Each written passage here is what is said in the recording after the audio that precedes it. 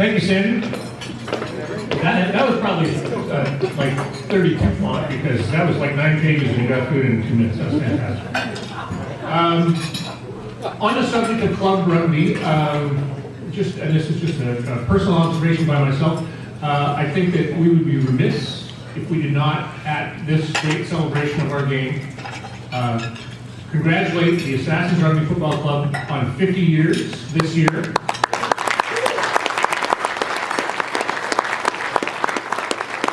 And also to wish the Saracens Rugby Club the best of luck as they embark on their 50th season next year. Congratulations to the family of our great union. And before we get into the choral program, just a little pat on the back for me. Because I know there's people here that it's like, oh, him again. I get it. I do. But as you sit there thinking, he's a shitty MC, I want you to consider this. As is the case every year at this event, Barry Sherritt brought me a joke. This one is a Trump Rex Tillerson joke. And as has been the case every year but one, I'm not telling the joke. Well,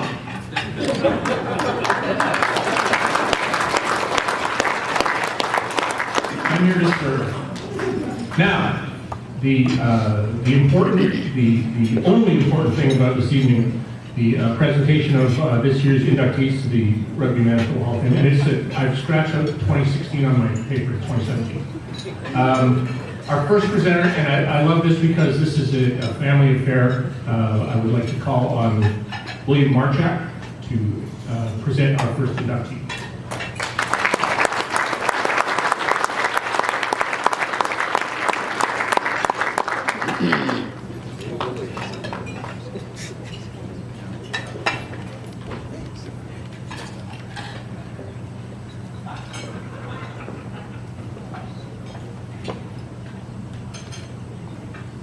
Good evening.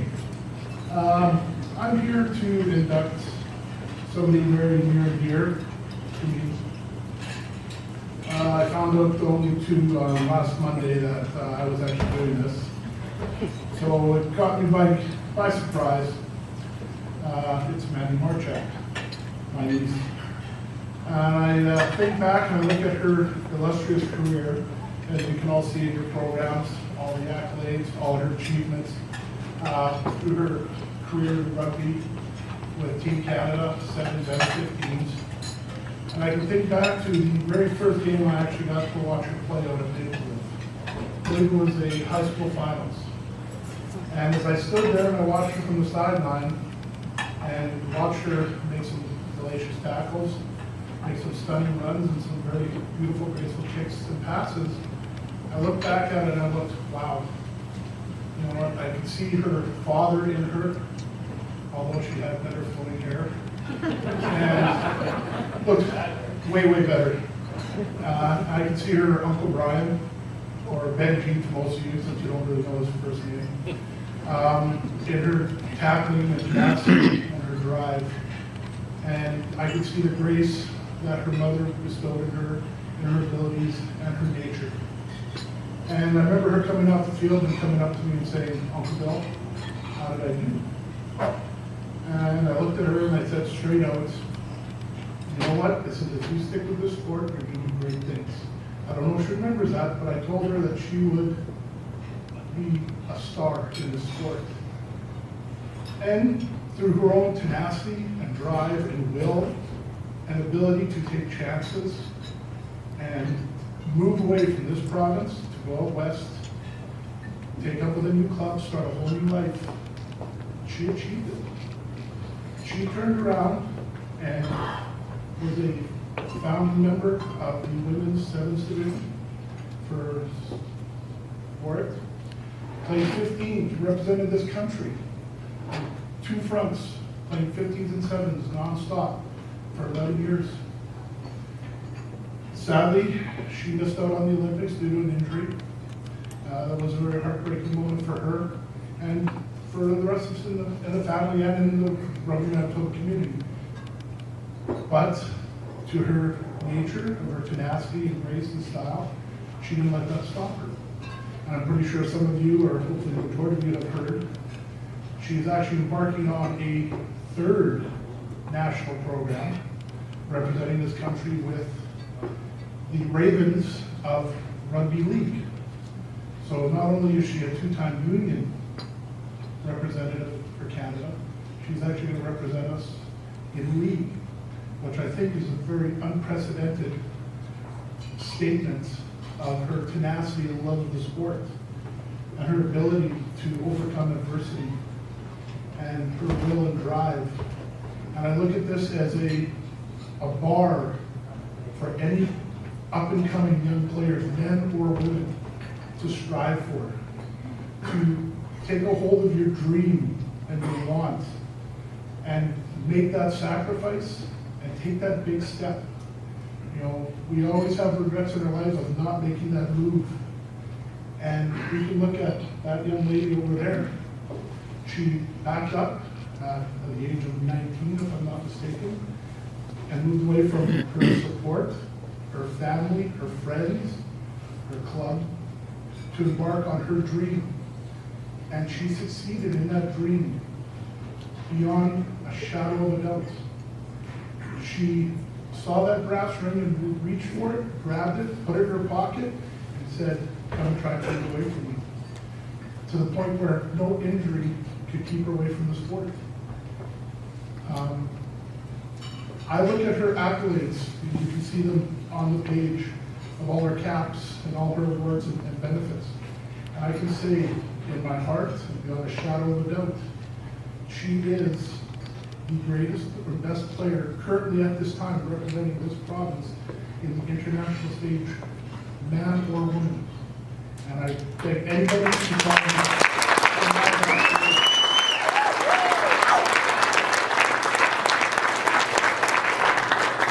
all this, she has done it with great humility and grace and honor. And she has never, ever once said, "Look at me." If you ever read anything that she says or listen to any reports, she's always, "We did this and we did that." And that's what to me makes a great player, a great person, and a great champion of the sport of rugby. Now, I would like to get you all to stand, raise a glass with me, and I would like to welcome and induct Mandy Marchak into 2017 Rugby Hall of Fame.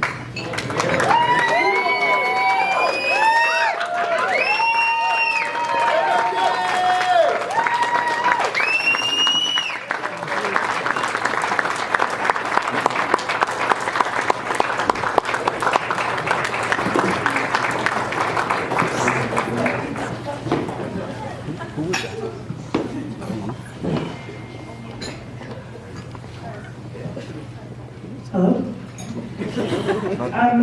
When I was first told about this and asked who I wanted to introduce me, the first person I thought of was my Uncle Bill. And I couldn't tell you why exactly, but I just felt it in my heart that it was right, and that I think spoke for itself. So thank you. First, I'd just like to thank, or to congratulate all the Hall of Fame inductees tonight and previously. It's an honor to be standing here before you. I have had a very decorated rugby career over the past 11 years. I've had 5 World Cups and 1 hugely extended family. A career when recognized, acknowledged, or spoken about, I would just modestly say thank you, or start talking about something else completely. I never wanted it to be about me, because you reflect those around you, and day in and out, we are there for each other. Each inch gained, every success earned was that of a team. And I always made sure that people knew how much that team meant to me.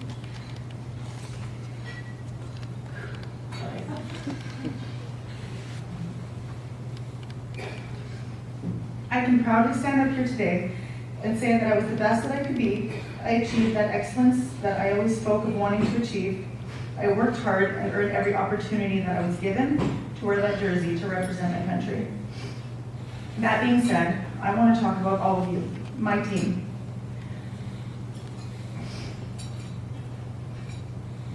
There is much more than just putting in the work, showing up every day. It's the Tracys and the Steves who believed in me and my ability and guided me into the direction to take those chances, to take those risks. It's the Ricks and the Lindas who saw the lack of resources at the time and helped get my feet on the ground. It's a foundation like Friends of Rugby for building the foundation to support those who are striving to achieve excellence, allowing them to be able to focus on the task and seek out resources that aren't available to them. It's the Rods and the Nevilles and coaches alike who show up on their own time to give us athletes an opportunity to learn, to give us an outlet to fall down, to get back up again and again and again. It's teaching us not to be afraid to fail, but to learn and to grow.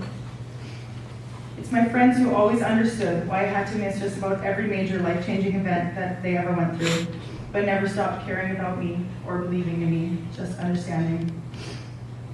Sorry, this is, it's the Gary McDonalds, who would like to continue to remain anonymous, but I can't let him off that easy. I still have every single handwritten letter you ever wrote me on a MacDon letterhead saying, "Hey kiddo, I'm proud of you. Can't wait to watch you in Rio.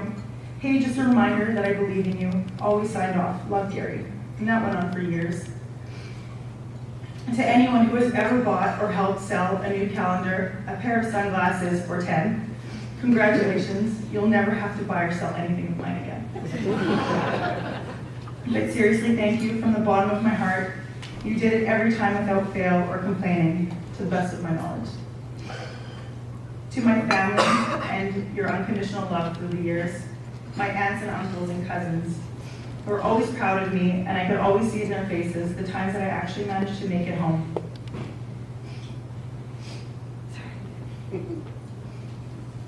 One of the many maybes that came with the questions, will we see you at Christmas this year? To my brother, for never telling me how proud he was of me, but wearing it in every article of clothing I ever gave him from my kit.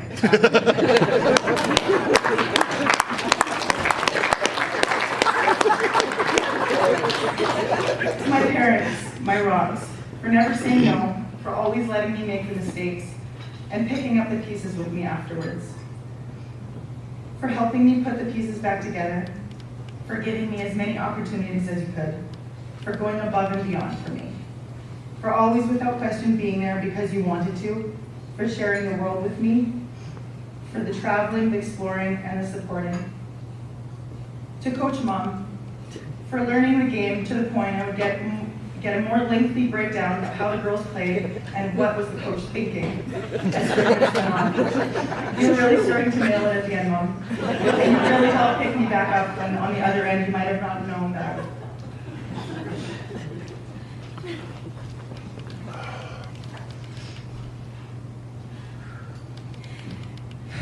Dad, for being my hero. People used to ask me who my rugby idol was. I never had one. I always felt like I should have and thought I couldn't believe after all these years there wasn't a player that inspired me to want to be the best, to play for my country. Not until writing this and listening to my thoughts that all these years what inspired me and drove me to want to be the best was you. I love you guys. To my family, my friends, and all of you, the list goes on, and not one more important than the other. I'm thankful for you all the same. You're all the reason I was able to do what I did. There was never a moment that I ever questioned if I would be able to afford it or to go. You've all been an instrumental part in not only my athletic career, but my life.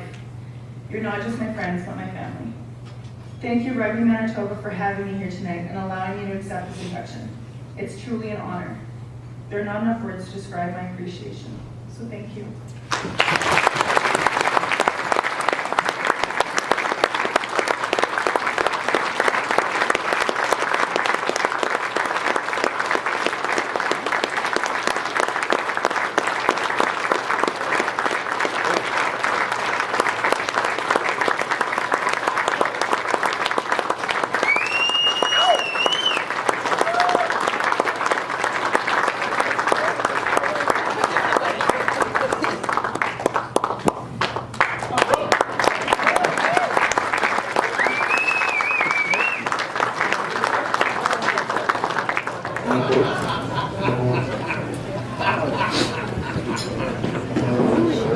beautiful.